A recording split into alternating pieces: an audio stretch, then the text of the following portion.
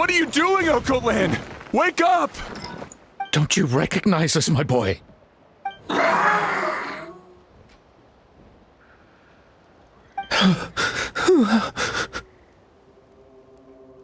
The Abyss monsters are everywhere. Everywhere.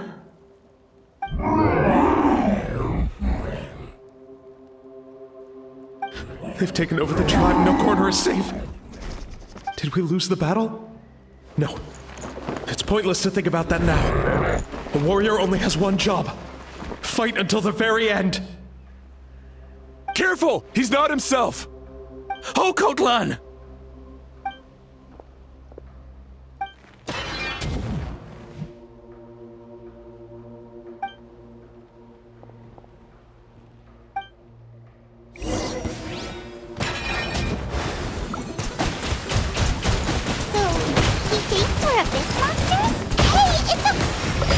Wretched Abyss!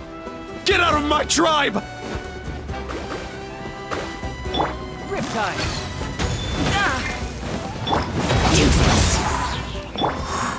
Squall and Fury! Mom, Dad, are gone. Please, son, you've got to stop. You can't keep going like this. Wretched monsters. Give me my family back! Look, Okolan! That's your father! He's standing right in front of you! Get out of my home! I'll never forgive you!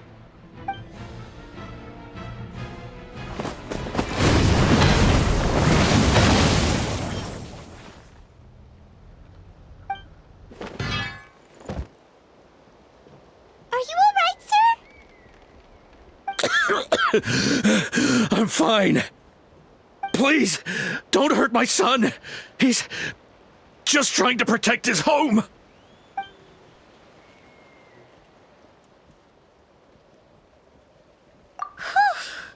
But what should we do now? He's different from the other two. It's like he can't hear us at all. He keeps calling us monsters. We're basically enemies to him now. Okolan.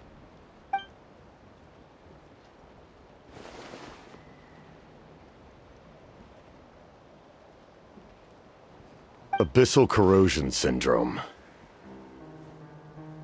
500 years later, and it's resurfaced again. Huh? That voice, it's...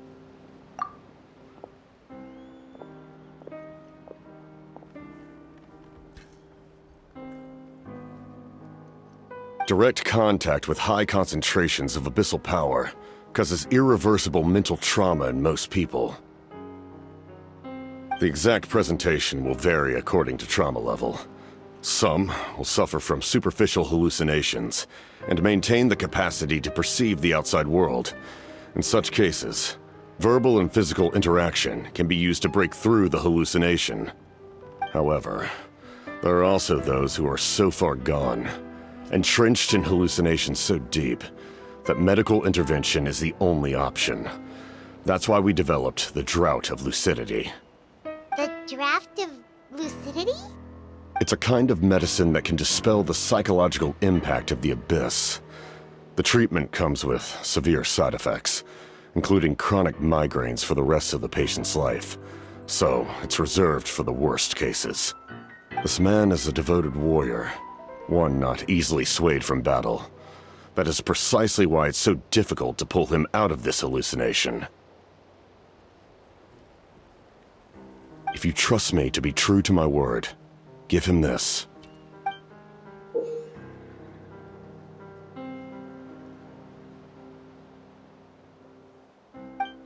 Wretched monsters! Setting up an ambush! Give me your worst. It's either your end or mine! Hurry! He's awake! Please, give him the draft. My son thinks he's alone in this world. In his mind, all his family and comrades are gone, and only enemies remain. There's nothing more painful for a warrior than losing everything you fought so hard to protect.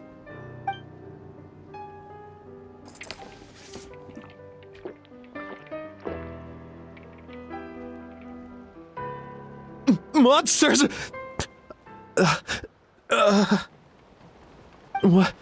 What's going on? Dad? What are you doing here? My head hurts. I just had the strangest dream. I dreamt the Abyss took over the tribe. It's all right, my boy. It was just a nightmare. Let's go home. You need a good night's sleep. But first, I want to thank you for saving my son. May I ask your name? Just Capitano is fine. I owe you more than words can say, Mr. Capitano. My name is Mune.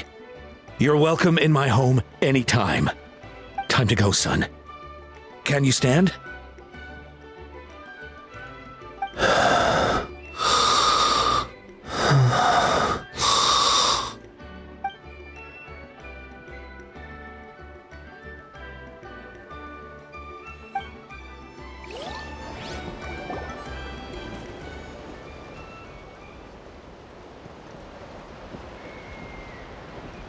Thank goodness everything turned out all right. Think nothing of it. I agreed to offer you my aid, so this is merely a part of that duty.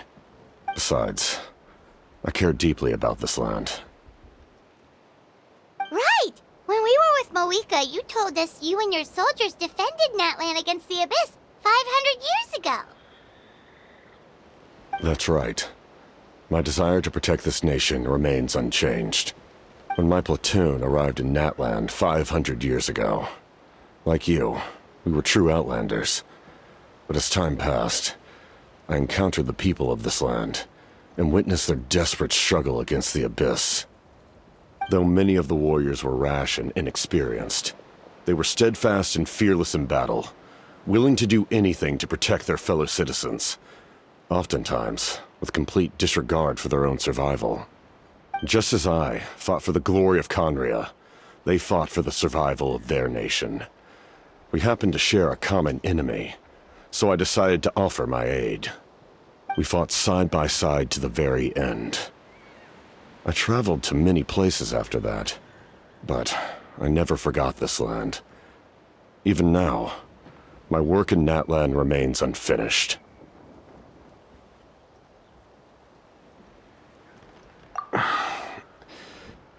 It may seem difficult to understand, but the reason is really quite simple. That name carries with it the glory of my homeland and the honor of Natlan. Yet, I failed to bring my soldiers home. And I failed to help Natlan defeat the Abyss. But that's not your fault. The Abyss is way stronger than any of us imagined. You need not comfort me. I am no longer who I once was. Let the events of the past continue to collect dust in the annals of history. I will continue to help Natlan in my own way. Like, with the draft of lucidity? Who knew you could make medicine? Were you a doctor before? The drought was Guthred's invention. He was a respected military doctor, as well as my trusted second-in-command. We faced a similar situation to what you witnessed today. The endless battles against the Abyss triggered delusions among the soldiers, to the point where some attempted to kill each other. In order to develop a treatment as fast as possible, Guthred used himself as a test subject. He passed away shortly after the drought was complete. That's who he was. Unrelenting in his pursuits. No matter the cost, no matter the sacrifice. In the end, he even gave himself up for a chance at success. I'm sure he would be pleased his creation aids people, even now. The Abyss has wrought enough suffering on this land. I sincerely hope this war will end soon.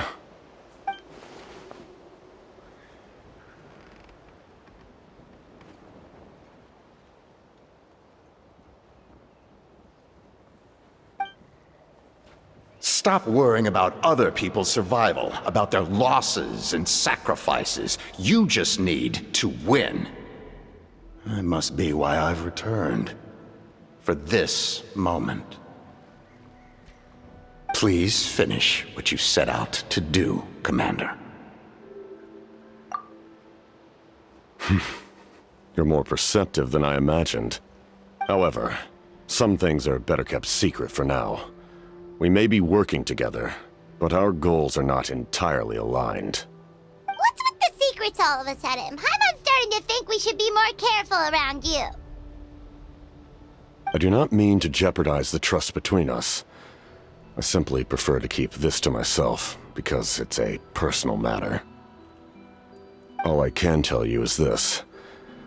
Natlan may have survived the worst of the crisis, but the souls of this land are still not at peace. And that is why my work is not yet done. Well, if it's personal, then we'll just have to trust you. If you have other questions, I'm willing to answer them. Wait, like anything? Paimon wants to know how you eat with the mask. Anything you want to ask, Traveler?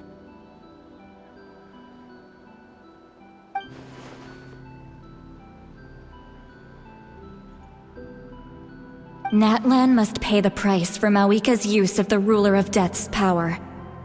That price is death. And only Mawika's death can clear the debt. Even now that the war's over and the threat to Natlan is gone, it looks like that death is still set in stone.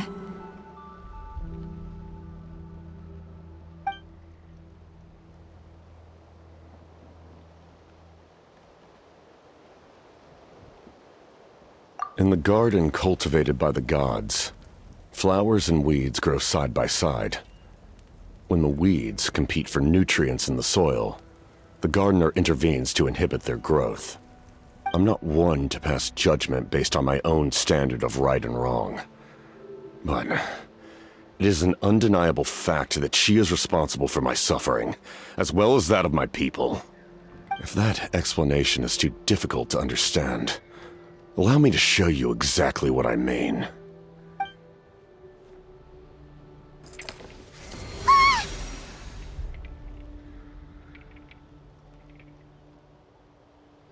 The ruler of death can freely define the form of death, or grant immortality to anyone she desires.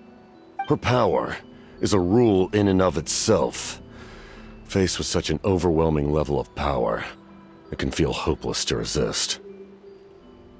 But I am of the belief that, in this world, no destiny is unchangeable, no death inevitable, and no rule unbreakable. So, before the final moment truly arrives, we must fight harder than ever.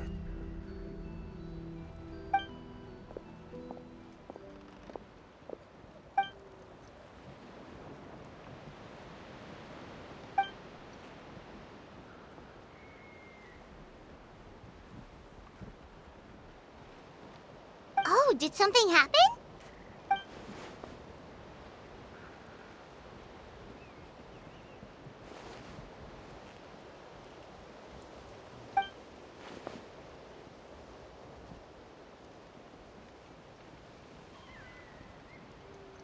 This is a critical time for you, Traveler.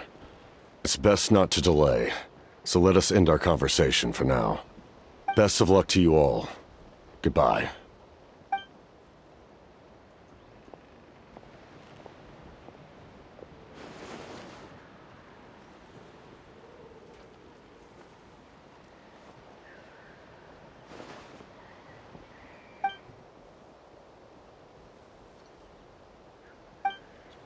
So in the end, the captain still hasn't told us his real goal. He kind of reminds Paimon of someone we met recently. Oh, right, the Lord of the Night! They just seem so tired, you know? Since they've both been alive for many centuries, do you think that's just what happens when you've been alive for too long?